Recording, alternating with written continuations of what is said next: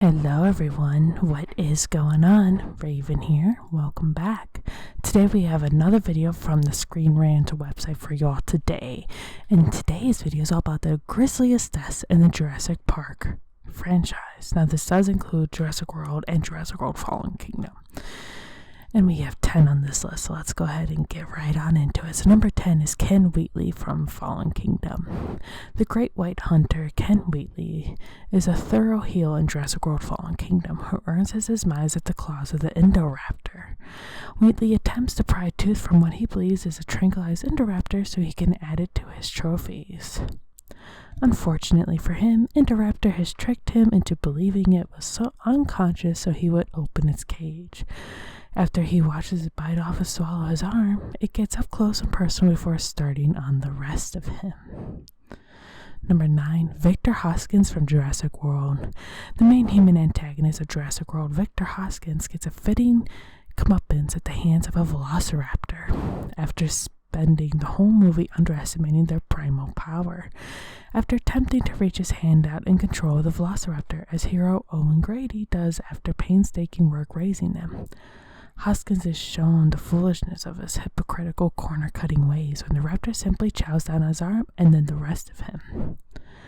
Number 8, Dennis Nedry from Jurassic Park.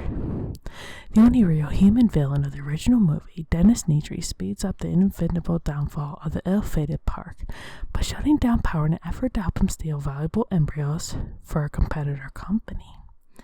After becoming lost during his escape, Nedry comes face to face with several Dilophosaurus and their demonically pitch black spitting venom. Number 7, Robert Muldoon from Jurassic Park.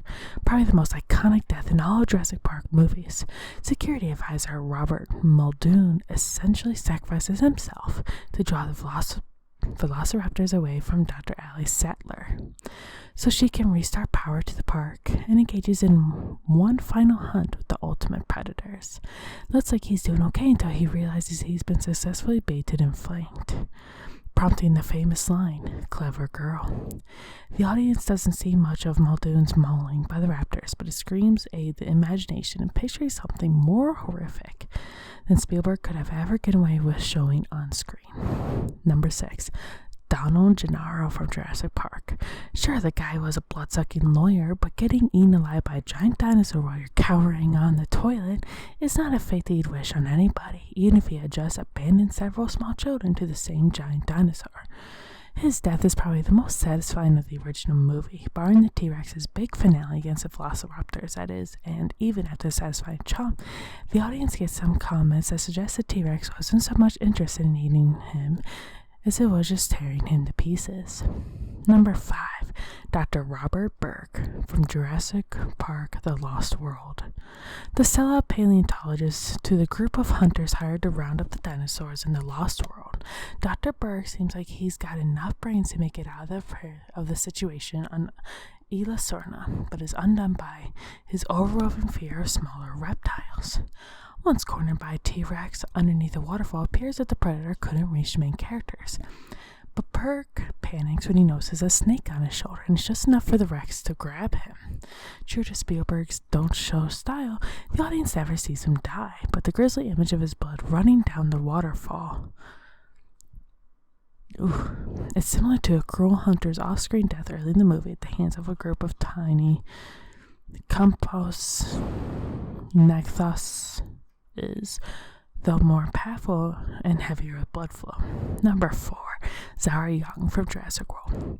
A fairly shocking death for what amounts to a background character. The assistant to the park's operations manager is suddenly grabbed and lifted off the ground by a passing pterosaur and dropped into the enclosure of the gigantic Mosasaurus. After she's terrorized by the pterosaurs at Forbet, she's finally swallowed whole along with her attacker by the Mosasaurus. It's a pretty undignified end for a character that was shown doing little to nothing to deserve it. Number 3, Peter Ludlow from The Lost World. The slimy nephew of the park's original founder, John Hammond, Peter Ludlow, is ultimately foiled in his attempts to exploit the dinosaurs of Isla Sorna and is finally eaten by the baby T-Rex and adult mother that he attempted to cage. To teach her baby how to hunt, the mother encourages the infant to go in for the kill after incapacitating him, and it would almost be a sweet moment if it weren't for the man's screams. Number 2, Eli Mills from Fallen Kingdom. One of the most villainous of the franchise's human antagonists, Eli Mills gets what's coming to him at the end of the movie, but in a manner that feels excessive even for someone shown to be a psychotic murderer.